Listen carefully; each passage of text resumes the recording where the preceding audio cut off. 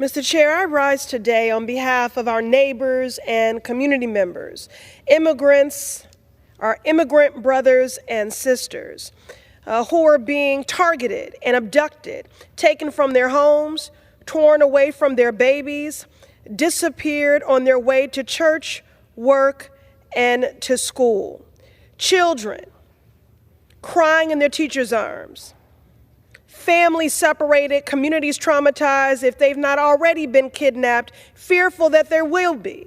Children crying in their teachers' arms, afraid that they're going to come home and their parents will be gone.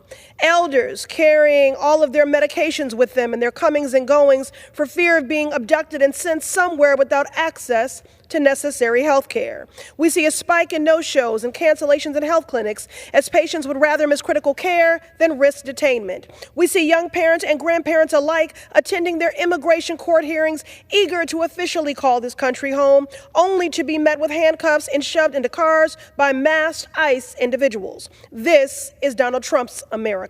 But these are real people, hardworking people, whose labor and contributions make our communities a better place. Young people who show up every day in our schools as part of our learning communities. These are mothers and fathers working overtime to provide for their children. In my district, the Massachusetts 7th, my Chelsea constituent Kenya and her 3 children were driving to a Mother's Day church service with her husband Daniel when ICE agents in unmarked vehicles ambushed them, broke the passenger side window, forcefully extracted Daniel from the car, and slammed his face in the sidewalk while their 3 children watched on in horror. And in East Boston, my constituent Mercedes and her son are struggling after her husband Jose was arrested at work and detained for 2 days at an ICE facility in Burlington. Jose was living here legally with temporary protected status, but was told by the ICE agents who detained him that only people born here have rights. These are real people, children and adults alike traumatized, whose lives have been disturbed, upended, and irreparably harmed. Donald Trump and ICE claim that they are committing this assault on our communities in the name of safety. Terror makes no one safe. It does the opposite. It sows chaos, it breeds fear, and it fosters unrest. From my home in the Massachusetts 7th, where mothers have wept on my shoulder, pleading for their husbands to come home, for their families to be reunited, to Los Angeles, where Donald Trump sent the National Guard and Marines to descend on justice-seeking, peaceful protesters, the hurt and harm of this hostile White House is felt by us all. This has nothing to do with law and order. That is laughable, coming from the most godless, lawless Oval Office occupant in our history. This has everything to do with power and control. Deploying the National Guard without a governor's approval, taking unwarranted and unprecedented action against peaceful justice seekers and freedom fighters.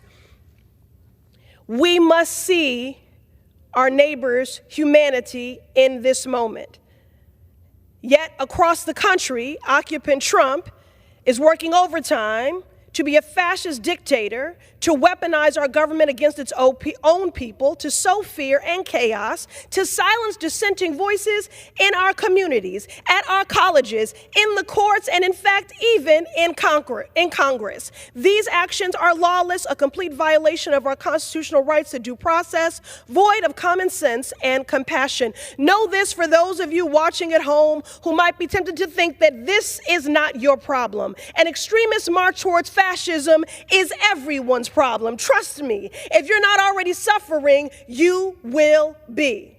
And we need solidarity and resistance and a rejection in this moment of these attacks on our immigrant communities. An attack on our immigrant communities is an attack on all of us. As a woman of faith, my God tells me to welcome the stranger. Do not be indifferent to the suffering of your neighbors. Immigrants make our country a better place. Immigrants make America great. And our immigrant brothers and sisters deserve to call this country home.